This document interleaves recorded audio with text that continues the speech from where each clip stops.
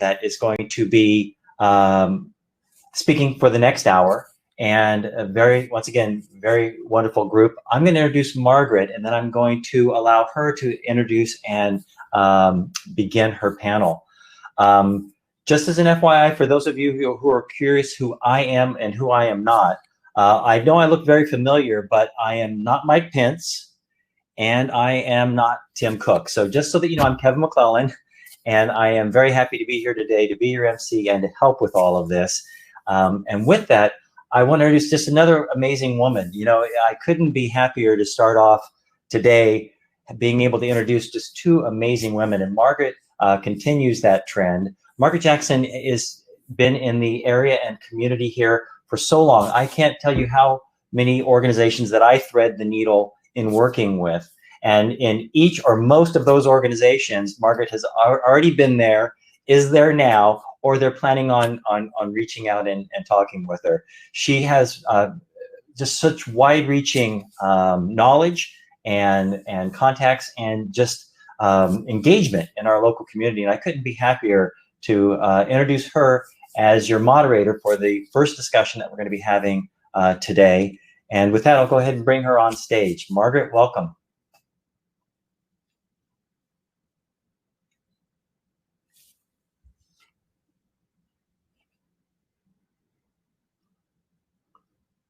There she is.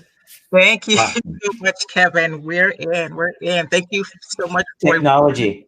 I know. That's why we're here, right? Warm introduction. Hello, everyone. Thank you for attending today for the Cybersecurity Symposium. It is really an honor and a pleasure to be here. I'm Margaret Jackson, and I am the Alameda County Small Business Development Center Director, and I am located at Ohlone Community College, who is the host of our ACSBDC program, the new host. We've been there now for a year and 9 months. Absolutely fantastic. We're inside the Career Center, which is usually not typical. We're usually located in a business department, but we are in the Career Center. So we're making a lot of things happen there. And I don't know if you know it, Ohlone Community College has a great cybersecurity program. So they have one of the top cybersecurity certifications in Silicon Valley. So I am proudly representing Ohlone Community College, Alameda County Small Business Development Center. And if you have read a little bit about my background, I'm also a radio show personality for AM 1220 KDOW Radio and iHeartRadio.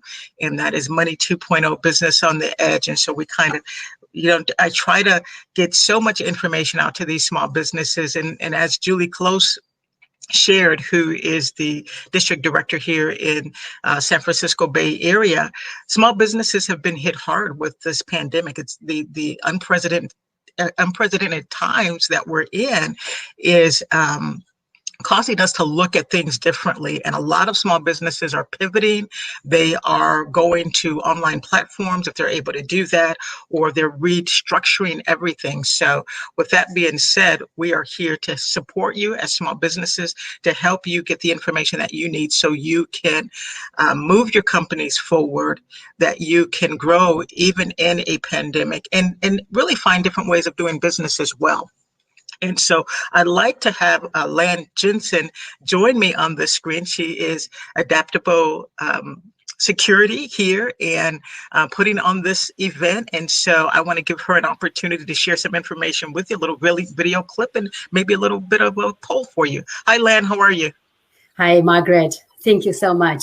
Indeed, this one good silver lining is that we are brought together. And maybe, just maybe, we together can work in a more smart way and more efficient way together. Who knows, right? We've got to do something. And towards that, yeah, and so uplifting Julie's message earlier was. And I know that you also, Margaret, has been working tirelessly in the community. Yes. From our own nonprofit, also, we try to contribute to the community as well by helping small businesses, nonprofits to have secure e-commerce. So that's the least that we can do. later on, when time permits, we can share some customers' video quickly so everyone can get a sense of what secure e-commerce can do for them as well. Thanks, Brett. We do have Des in here next, and we are going to line up the other speakers. Okay.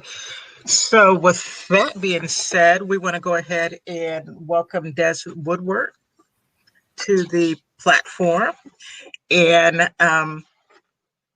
Des Woodward and I actually have a little bit of a history.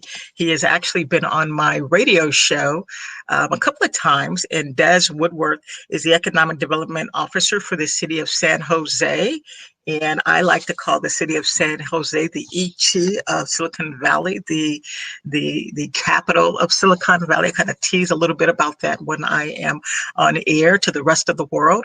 So it's great being in Silicon Valley. Des, how are you today? I'm doing well. Can you hear me? We can hear you loud and clearly, I apologize. My video doesn't seem to be working, but I'm happy to join you, and thank you for having me on. Absolutely, absolutely. So we're gonna start with a few questions and just allowing people to get a sense of what's going on in San Jose. What's the status? What's the current situation of businesses in San Jose? Can you share a little bit about that with us? Yeah, I don't think it's a surprise to anybody that this crisis has really been hard hitting on small businesses in the area.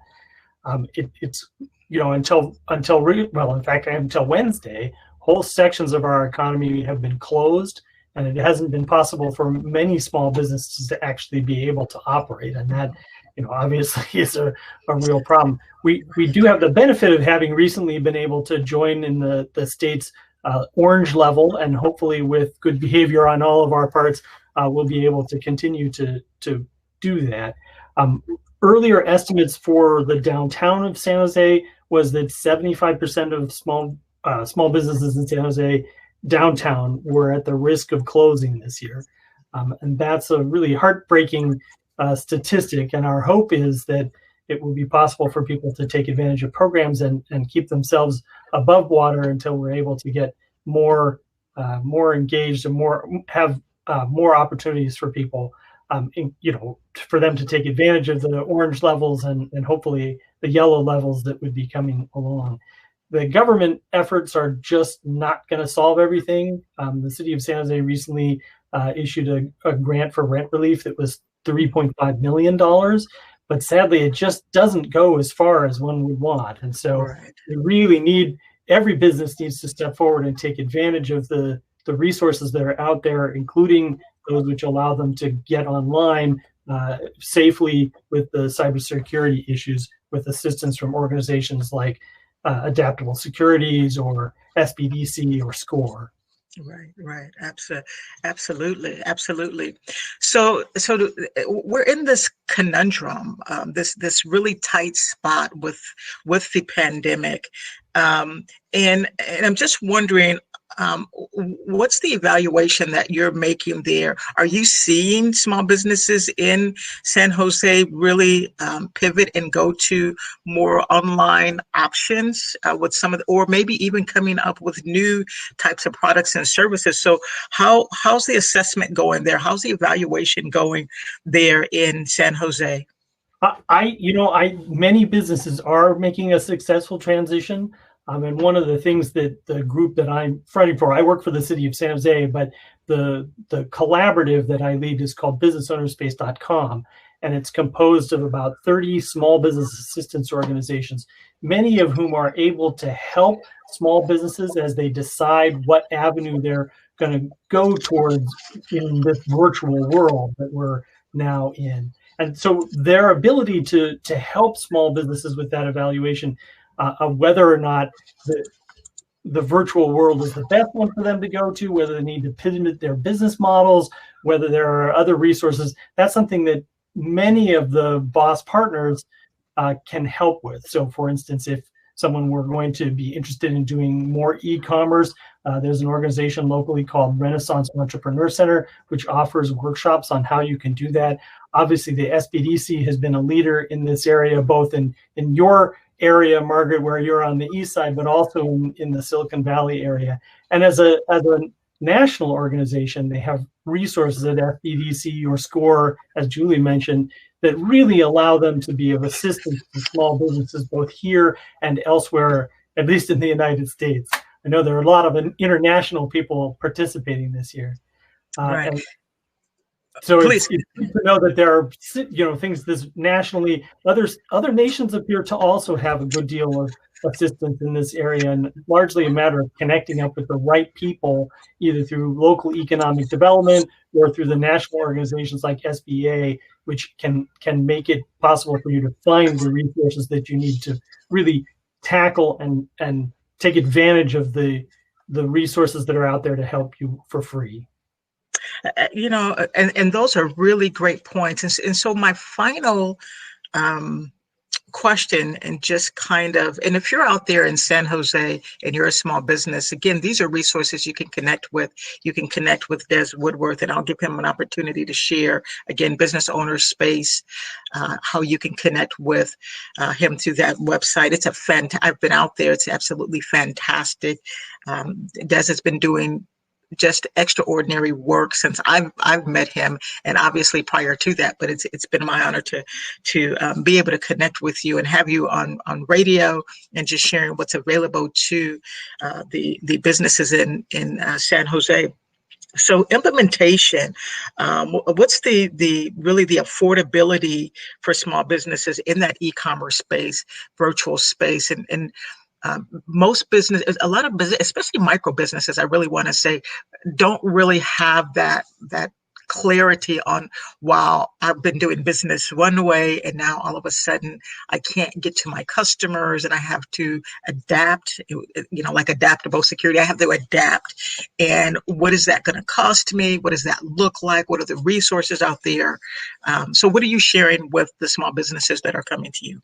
Yeah, well, I will say that there are a lot of free resources that are available. At the risk of mentioning some specifics, Google is now offering website free web, not development, but they offer you a way to set up a website quite affordably. Yelp is another sort of well-known organization which is making it easier for small businesses to enter the e-commerce world. And frankly, there are a lot of really good volunteer organizations that have stepped forward to offer assistance to small businesses who are trying to make this transition. And again, combining that with the evaluation about what's the best avenue forward for you through businessownerspace.com partner or other resources can really help you not spin your wheels, but actually come up with something productive. In our case, or locally, we benefited from Adaptable Security stepping forward and combining their work with a number of private sector organizations to actually help small businesses really, make that transition to online, which they had not anticipated doing. As for instance, she's got a mom and pop corner store grocery, which never really anticipated having to do that sort of stuff, but has been successful in getting an online presence. You can also use commercial solutions. Constant Contact's now offering, and in conjunction with SCORE, is offering advice, but also new ways of being able to use their tools for e-commerce. And the reality is that once you see as a small business person the benefits of doing that, you can then again reconsider, is this something you should put a lot of additional effort into, or have you got enough to work from? So taking baby steps is probably not a bad idea before you make big investments, and Boss Partners or your local economic development folks can help you with that evaluation as well. Oh, thank you so much. There's so much rich information and so many resources. And that's why it's important for you to connect with organizations like Business Owner Space, Work to Future in the city of San Jose, that if you can't remember everything that Des just talked about, you can get a hold of Des Woodworth in the city of San Jose at Work to Future. And they are a proud partner of America's Job Center of California. So that's good to know. But you can also go out to businessownerspace.com and connect, and then also worktofuture.org. And Des, is there any other information you want to give in terms of contact information? Do you want to share a phone number possibly? Sure. Actually, we have a toll-free number. Again, most of our services are focused in Silicon Valley, but you can reach us at 877-880-1222. That number, once again, 877-880-1222. And we'd be happy to talk with you. Obviously, businessownerspace.com is also a website, so you can look there, and there's an email address that's available through that as well. Thank you so much, Des. Appreciate you coming out and participating this early morning. You can now go get your cup of coffee if you missed it, trying to make it in. And, I've been out for hours. No worries on my side. But thank you. You're good to go. Thanks for it. Okay, so we're going to ask you to bye for now, and we are going to introduce another one of our panelists. And I'm going to stop sharing my screen for just a moment, because I have something very special to share with you from Pamela. And Pamela, thank you for coming today. I'm going to give you a little information about Pam. Pam Barba serves as co-chair of Silicon Valley SCORE, an all-volunteer organization that fosters vibrant small business communities through mentoring and education. With more than 60 mentors, Silicon Valley SCORE is among the largest chapters of SCORE. That's powerful. If you don't know about SCORE, that's really powerful. One of the largest chapters of SCORE, national organization funded through the Small Business Administration. Also, Pam is a participating attorney at the small law firm in Santa Clara and educator at Santa Clara University, where she creates innovative, multidisciplinary, experiential opportunities. That's a mouthful for you, but that's exciting for law students and business students, and where the emphasis is as much on who the students become as what they become. And I want to welcome a powerful power woman. I like to call these power women. They belong at the table. Thank you, Pamela, for joining us today. Hi, Margaret. Can you hear me? Thank you very much for having me. I too, for some reason, we did a run through on this and my video worked just fine. So I don't know why it's not accepting it today, but maybe the technocrats can work on that. I think it might be a system thing. But anyway, I'm so happy to be here. Thank you so much for having me. And as you mentioned, SCORE is just, delighted to be one of the many organizations that Des talked about, participant in the business owner space. We're dedicated, to our mission of fostering vibrant small business communities through mentoring and education. So, and as Julie mentioned earlier, entrepreneurs are by nature, the most courageous and resilient community members. And so we really rely on them. How do you have some specific questions for me, or shall I just? Yes, I do. Actually, I just wanted to make sure I didn't step on your toes there, and letting you kind of share a little bit about your heart and how you're supporting small businesses out there. You shared something with me that I have just shared on my screen here, the Small Business Guide to Cybersecurity. And I'd like you to talk a little bit about this and share what this rich information is, and I can kind of tab through for you. It's only 6 pages, but if you could just give an overview as to what this is and how it benefits our business community. Absolutely. This is was done as a project under the Small Business Administration. We, like many organizations, are powered by the SBA. And it's done in conjunction with Trend Micro. And we do it annually, or we have done it annually for quite a number of years.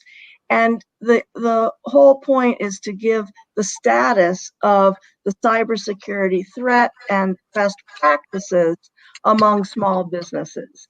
So if you, I hope you can make this available to all the people on the call, and certainly they can email me or email SCORE, and we'd be happy to send a copy. But the most shocking statistics from this, I find, are, more than 70% of small businesses are impacted by cybersecurity threats. We think of these things as just targeting the big business, the Target of the world, and other major, retail organizations and whatnot. But it's amazing how many very small businesses get hit by cyber attacks. And the unfortunate part about it is that 60% of those that get hit often they're not able to recover. It's a huge drain on a company's small businesses, just their wallet, because they have to pay ransom or they have to defend against something in court or whatever. It's just really, really a huge impact on them. And what are you, and that's a great point. And so what is SCORE saying to the small business on tightening up that security? And these costs are very real costs. And so how does a micro business or a small business that might not have that financial arsenal, what's the best practices that you're sharing with your businesses on tightening up that that security so they can mitigate cyber attacks? Well, that's where the good news comes in. The SBA and SCORE have put together quite a number of resources to help people, and the links to those are in that document. But the main thing is it's not as difficult as you think to conduct an analysis of your information security needs, your risks. And it's not that difficult really to assess what's the cost of losing all the information and to create a plan for protecting it. There's a number of best practices that are fairly easy to implement. Just training, for example, teaching all of your employees to understand the threats of phishing expeditions and how to detect, attempts at obtaining passwords and things like that. And but there's just a lot of free training out there, and there are a lot of organizations such as Land's organization that can help you implement some of these best practices.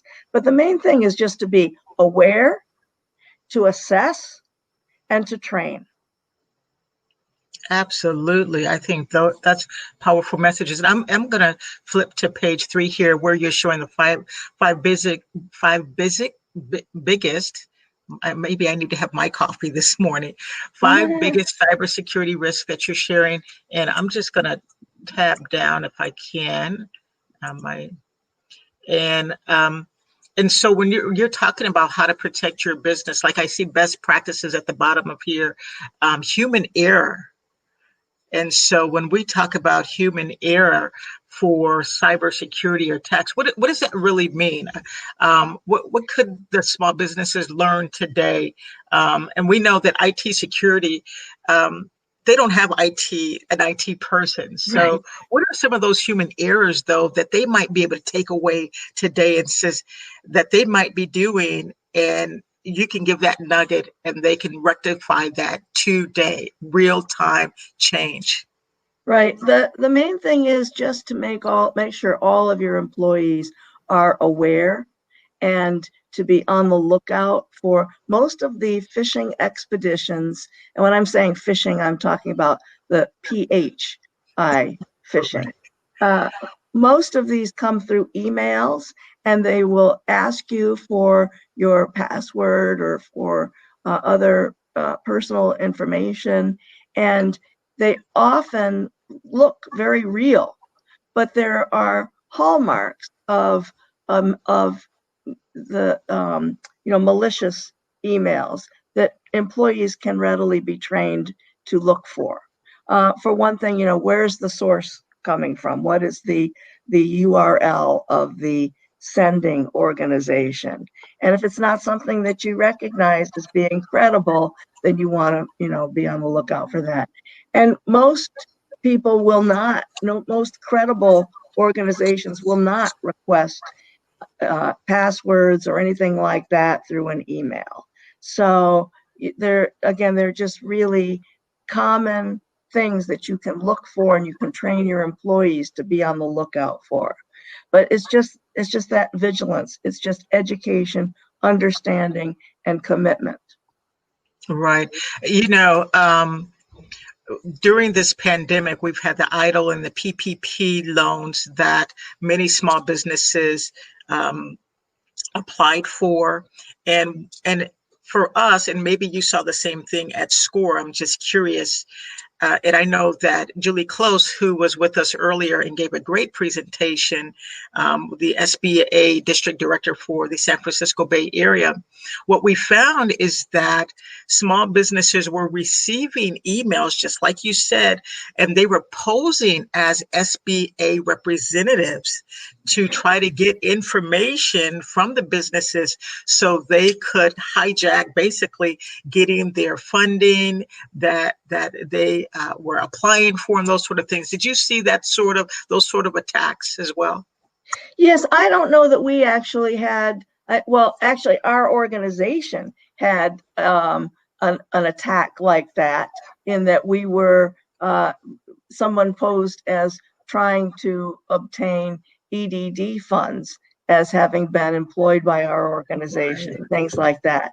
So I think a lot of organizations have encountered similar things to that, yes. And you make the very good point of verifying who the sender is. If you receive a funny looking or curious seeming email, call the person who's sending it to you and say, did you really ask me this on email? And that's right. A good way to figure it out. I want to touch on one more thing though, Margaret, because I know time is short. And one thing that we find is that people are reluctant to report if they've been attacked. They're ashamed perhaps, or they're not really sure what to do. And it's just really important to be aware that there is an Internet Crime Complaint Center. The FBI is very interested in understanding where these threats are coming from. There's the Federal Trade Commission that takes care of any attempts at fraud. And that's the other thing that's covered in this particular brochure that we put out on what should you do if you are impacted, if you do have a cyber attack. And it's really just important to don't hide it. Don't try to pretend it didn't happen. Face it squarely and report it. Absolutely, absolutely. And so how would the audience get connected to you? Is that through your SCORE website, scorevolunteer.org? What information would you like to provide to our listening audience here today? So our website is, the easiest way to get to it is svscore for Silicon Valley score.org. And the national organization is just score.org. And there are an enormous number of resources. If you just search for cybersecurity, you can find a host of educational resources for employers, employees, etc. And then if you have any questions, we provide free, unlimited counseling and mentoring to small business owners. SCORE is an all-volunteer organization, and it's mostly people who have been entrepreneurs themselves or have been executives at other companies. So they're aware of these kinds of issues that happen and can help walk you through it based on their experience with it. Thank you so much, Pamela. And again, if you want to connect with Pamela, you can connect, or a representative of SCORE, you can go to SV, which is Silicon Valley score.org. And you can get a mentor. In fact, the website is so easy to kind of move around and find information, especially for that mentor. But it's svscore.org, or you can go to the national page, as Pamela mentioned before, score.org. Pamela, I want to thank you for coming today and just sharing, and we'll make sure that Adaptable Security and Land gets the deck here that you sent over. I think this is a fantastic tool to really help small businesses be on the lookout and alert and prepared, so that way they can mitigate those cybersecurity attacks. And so, again, thank you for coming today and participating, and we are going to move on to our next guest. All right. Thank you very much for having me. Great program. Thank you. Thank you so much. I hope you guys are doing wonderful out there. I am really, really, again, excited about being here with you today, and we are going to keep things moving along. And I want to make sure that we keep to time. And so we're going to ask for Julian Perez to come out and join us on stage. Julian is the director of the City of Coral Gables, Florida Economic Development Department. So if we have... Good afternoon, Margaret. How are you? Good to see you again. Right. Good afternoon. You're in Florida. You're 3 hours ahead of us. Absolutely. So good I'm afternoon. getting ready to have lunch after we're done here.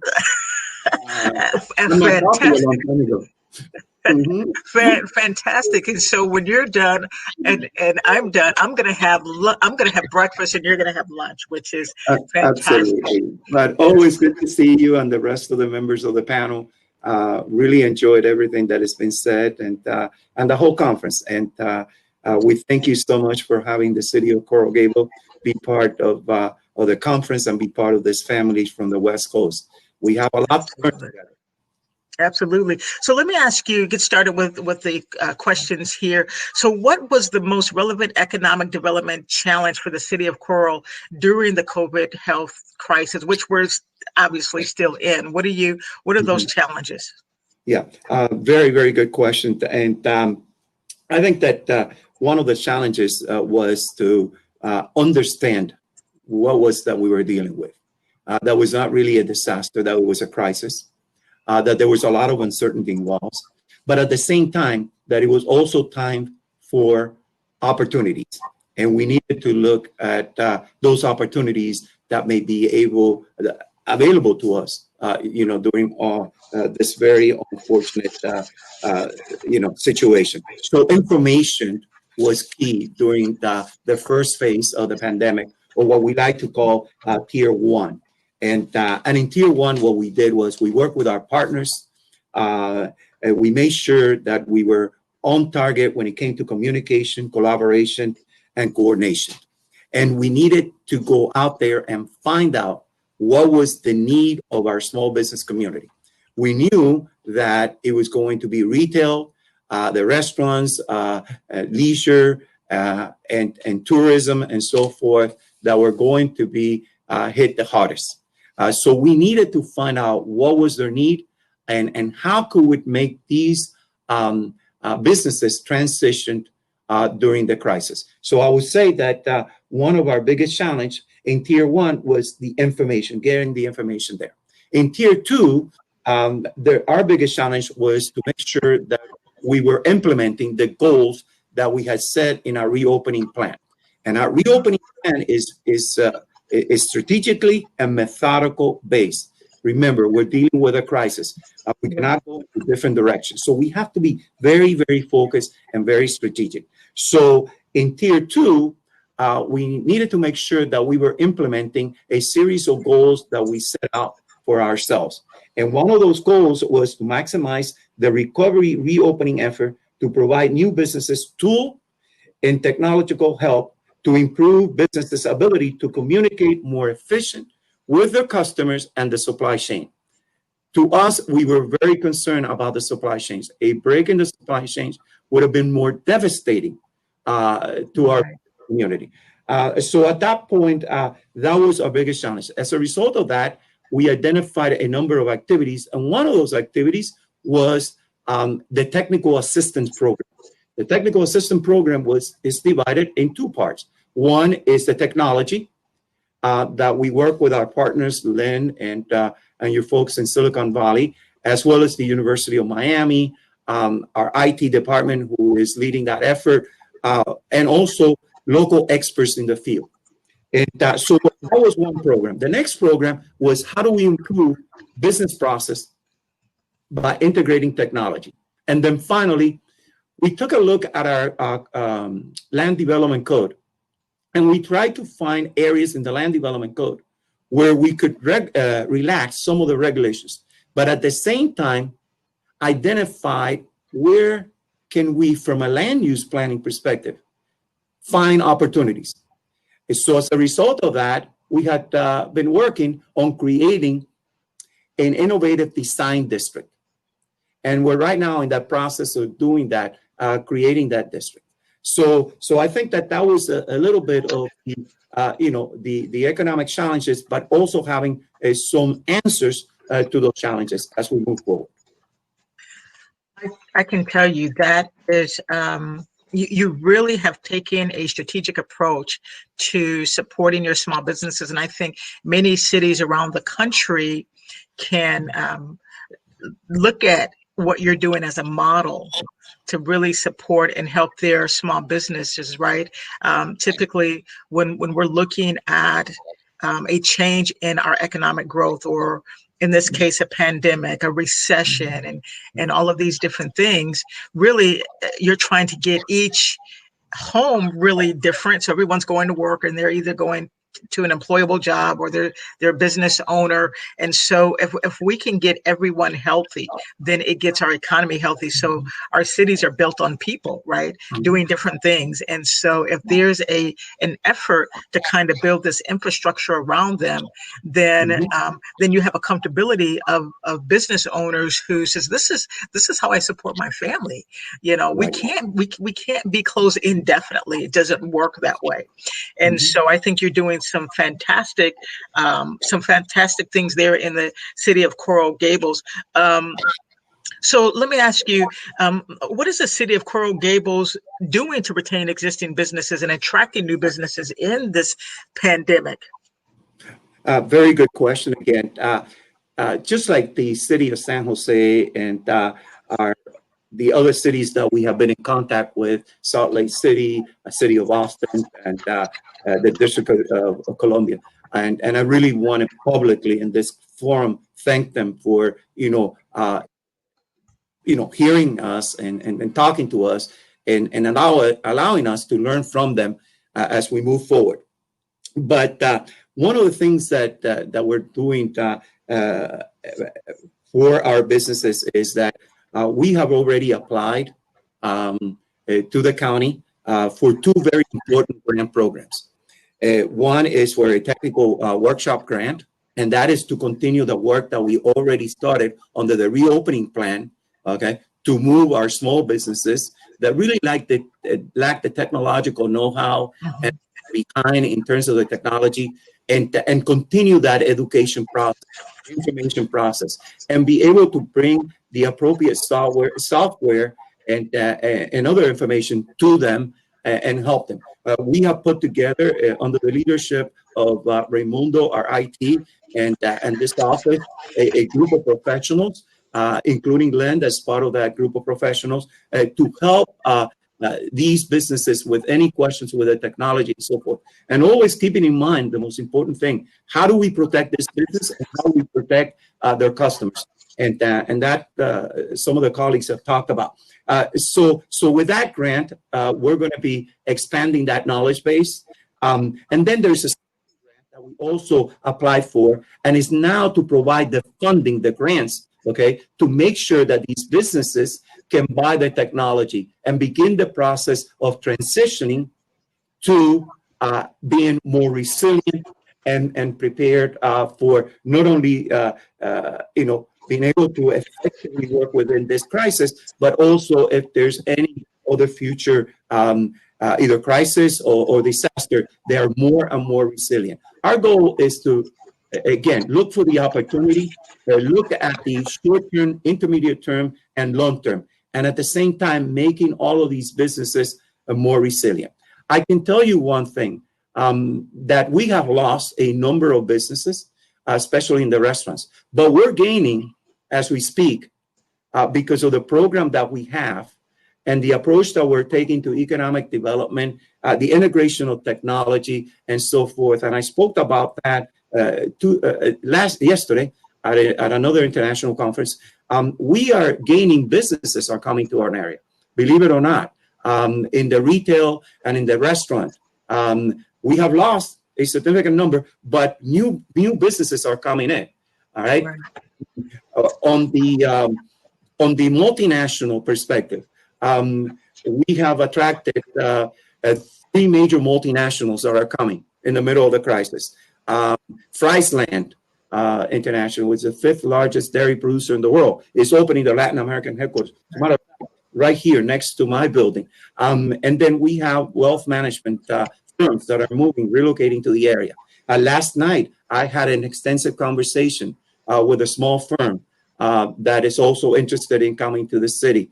And I walked them through all the things that we're doing and how we're, really working with technology, okay, to not only strengthen our local businesses, existing businesses, but also the new businesses that are coming into our area. And be able to move, to graduate to that next level, but making sure that we're doing it, small steps, but we're doing it, in very solid ground. And again, if anything I can tell to our audience is to, think strategically, think methodical. Don't forget your mission, because that's what I've done. I have a team of professionals, and Margaret, we're involved in everything. I tell you that as I talk to you about economic development, next to me, I'm updating the CRS, the community rating system for the city, which is right now at a 5 and it's going to go to a 4, which is another benefit to those that have flood insurance. But I can tell you, you cannot lose focus of your mission, despite the fact that we're going through this crisis. That's one of the recommendations that I make. Thank you. Think outside the box, okay, and look at technology and again, find the opportunity for your small business. Thank you, Julian. So powerful, so passionate. And we see that you care a lot for what you're doing for your community and small businesses and the business community as a whole. How can our audience connect with you? What information would you like to share with connecting? I do have to move on to our 3 more speakers. So I want to, and we're kind of running out of time here, but how can they get connected to you, Julian? Absolutely. They can connect to me. My telephone number is 305-460-5310. My email address is jperez, Perez, number 3, because we have 3 Perez here. So I'm number 3, at coralgables.com. And we're here. Any questions, anything I can do to help, another city, another community, I'm always here and available, and to share the lessons learned, just like the city of Austin, the city of Salt Lake City, and the District of Columbia. All right. Thank you. Thank you so much, Julian Perez, everyone. Director, City of Coral Gables, Florida, East Coast. Enjoy your lunch. And Economic Development Director at Development Department there. We are going to move on to our next guest. And I'm very excited about having our next guest, Jesse Lynn. Jesse, how are you? Good. Thank you very much, Margaret. Thank you for joining us today. Yep. Yeah. Thank you to the event organizers for putting on a great event, and it's an honor to be here. And so I am going to start with, you are actually the COO of Katina. Am I pronouncing that correctly? Yes, yeah, Katina. So Katina is an order management platform that facilitates smart experiences in dining and hospitality. Our business is about giving small businesses the tools they need to compete with bigger brands. And at this event, we're showcasing our product called Order Guru, which is an order management system for restaurants.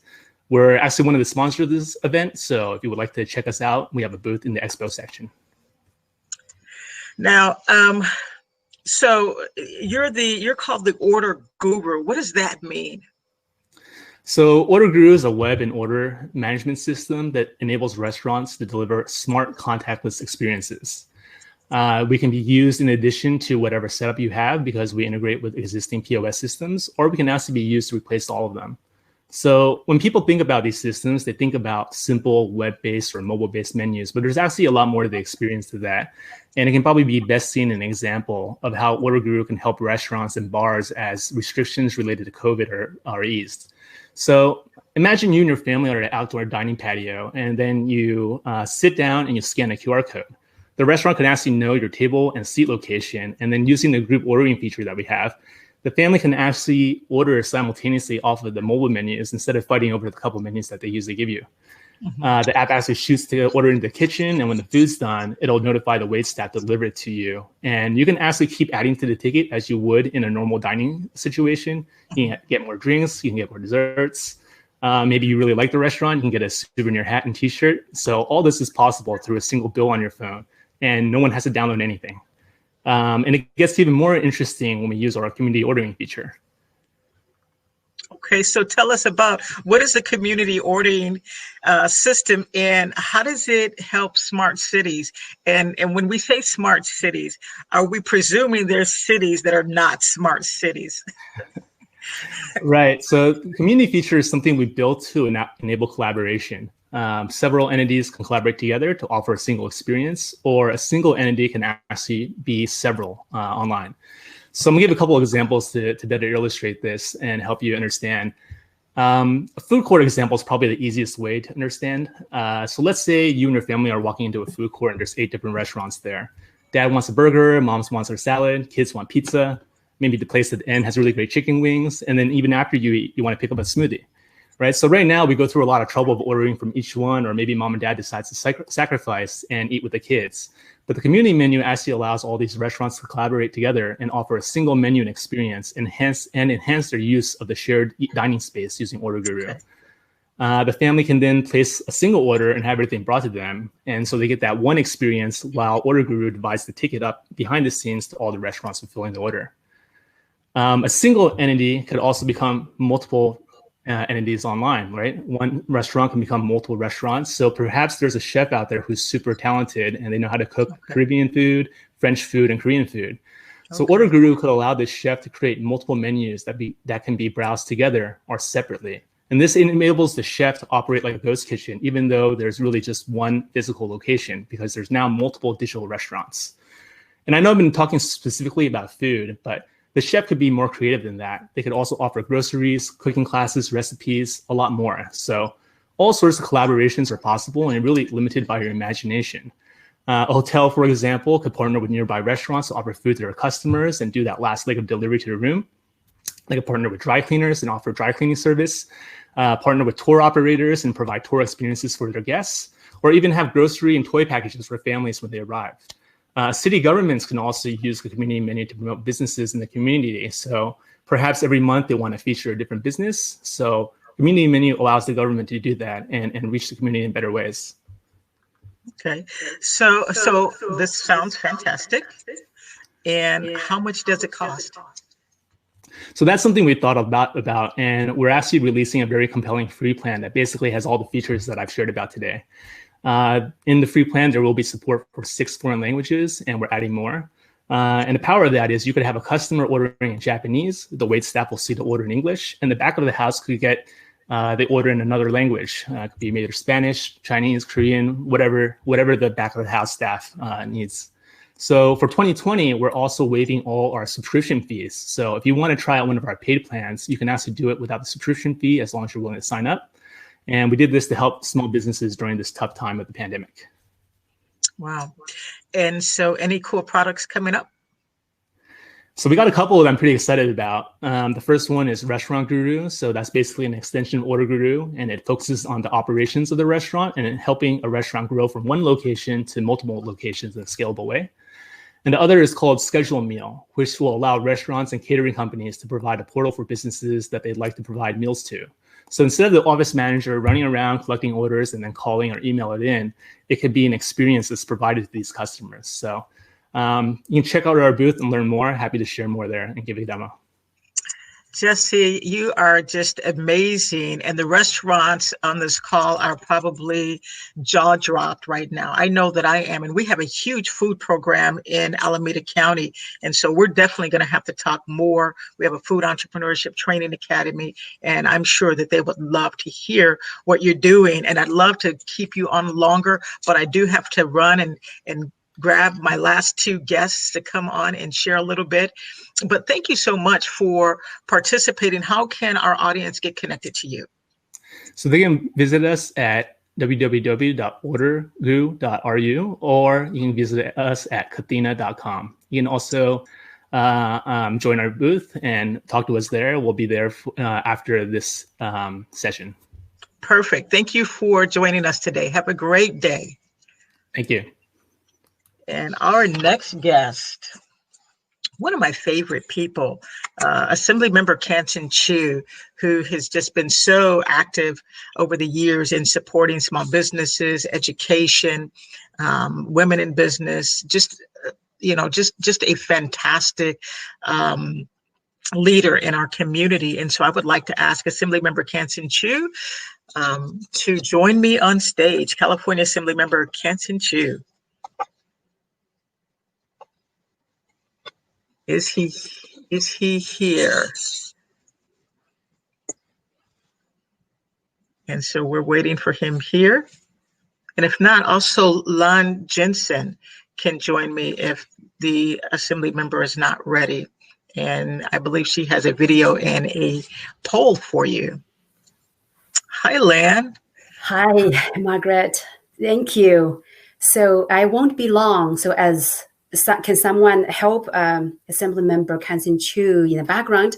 So as soon as he's ready, then we're good to get him into the program.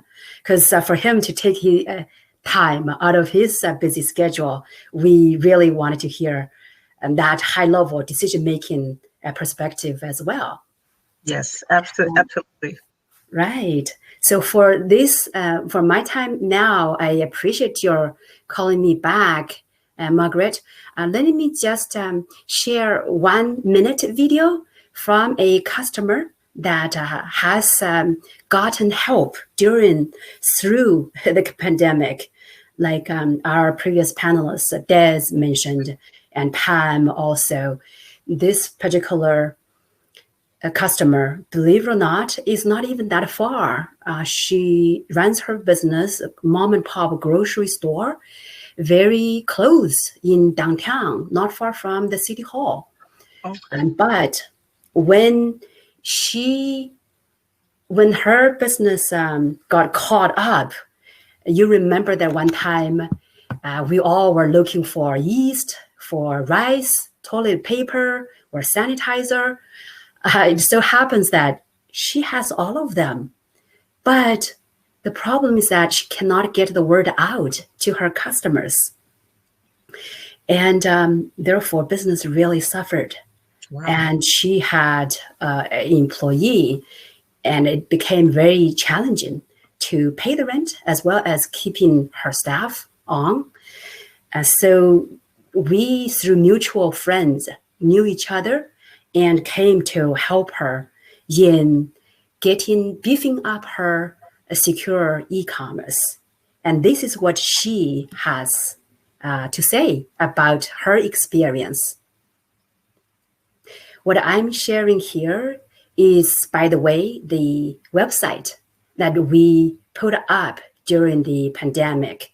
So her business actually is in here, which is the second part of the video. So let's take a listen. And I'm going to move fast forward to save us time.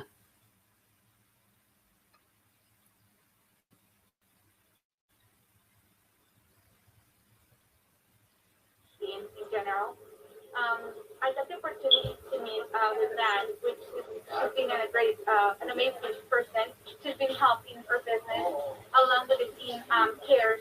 They've been doing an amazing job. They guide me through the Facebook and how to update my Facebook page so we can be more out to the community. We can provide our products are we can reach, and we could try to get more customers into our store, which is my priority to make myself a little bit more as kind of as it was before. I really appreciate it, and thank you very much to all of you.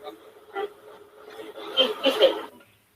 Well, so we're going to pause there to give time back to you.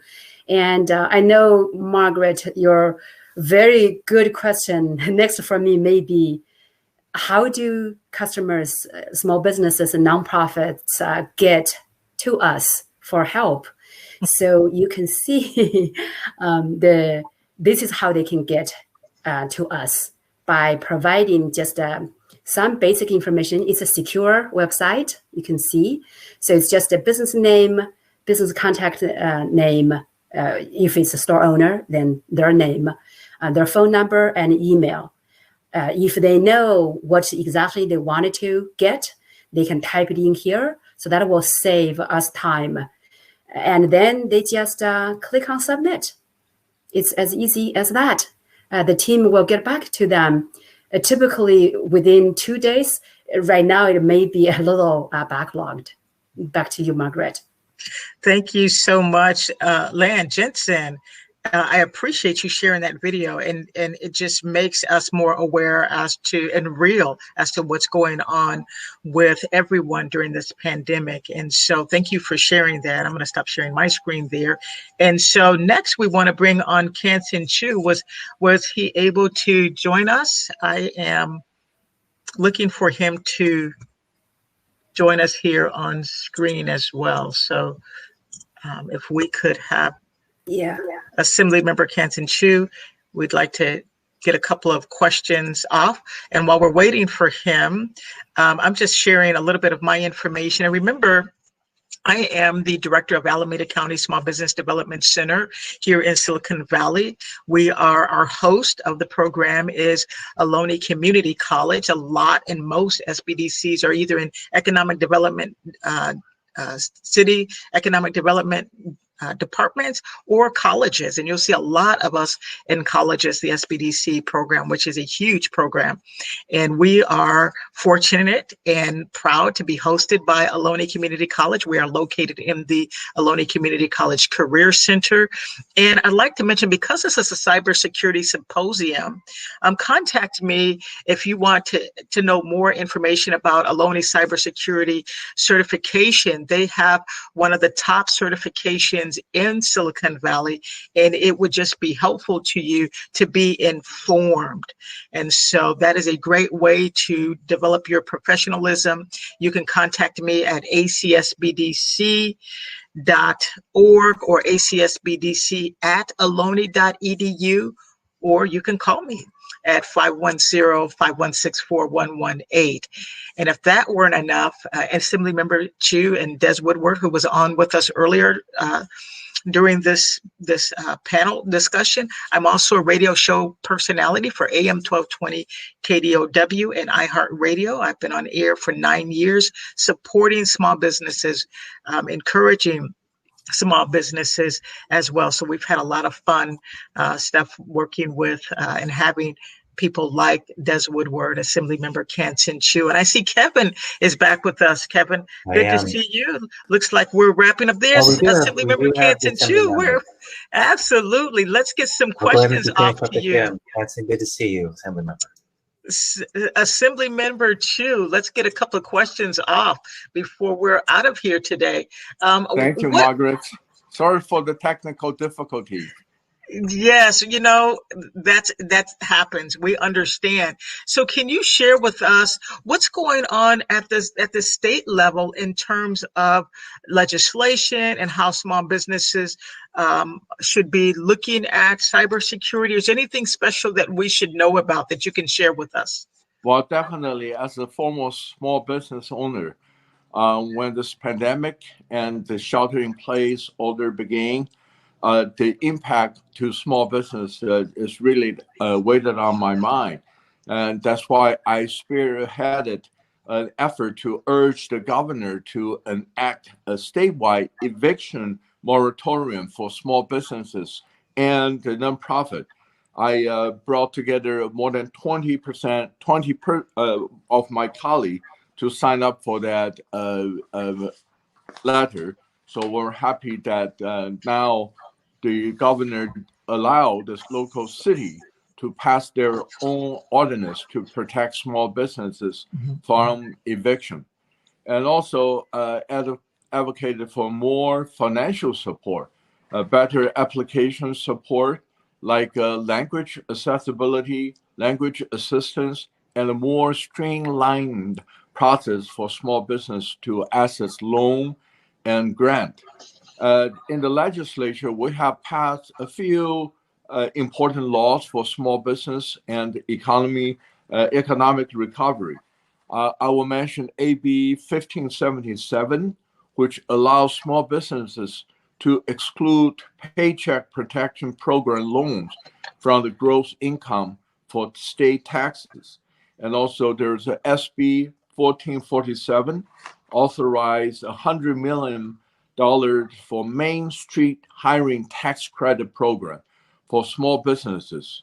The hiring tax credit will be equal to about $1,000 for each net increase in qualified employee, up to $100,000 for each qualified small businesses. So I just wanted to very enjoying the presentation by so many experts from coast to coast about different programs to assist the small business. And the virtual town hall, I have held many virtual town hall, and I'm very, very, very honored to have you, Margaret, as one of the keynote speakers of small business town hall. By the way, that town hall has the highest participation rate of numerous town hall that I have hosted during this pandemic. I hosted a town hall with the insurance commissioner, Ricardo Lara, to give information about wildfire insurance and insurance assistance for small businesses, and also co-host with the state treasurer, Fiona Ma, to provide information about assistance available at different level of the government. I mentioned that because all those town halls are posted on my website and my Facebook. So if anybody's interested on those topics, please feel free to review it on my post on the internet, my website, or my Facebook. So there's so much uncertainty going on in Washington, D.C. over the next relief package. I know that all this local level and state level, we must leverage all resources we can to help small business to stay afloat. I know small businesses are suffering right now and have had to rapidly adapt it to the changing health order in order to stay in business and keep community healthy and safe. So part of this adoption has been utilized the internet and social media to get the word out on how to support small business during this different phase of reopening. The creativities and innovation of small business to keep their business going under this difficult circumstances has been inspiring. So I really, really enjoyed this today's your symposium and got a chance to listen to so many experts. And just I want to wish all of you the good luck, good health, and have a wonderful, successful symposium today. Thank you so much, Assembly Member Kansen Chu. I was so glad that you were able to get on, and technology is technology. And so great to hear from you. We're going to pass it back. But if you want to connect with Assembly Member Kansen Chu's office, you can email at assemblymember.chu@asm.ca.gov. That's asm.ca.gov. Let me make sure I get that right. Or call at 408-262-2501. That's 408-262-2501. Or you can connect on the website at A25. He is Assembly Member for District 25. So it's A25.a fmdc.org. And if you didn't get all of that information, then connect with us at with Lon Jensen, and we'll put it in the chat and make sure that you have all of the information. Assembly member, thank you so much. I'm going to ask Kevin McClellan to join me back, and we can get to the next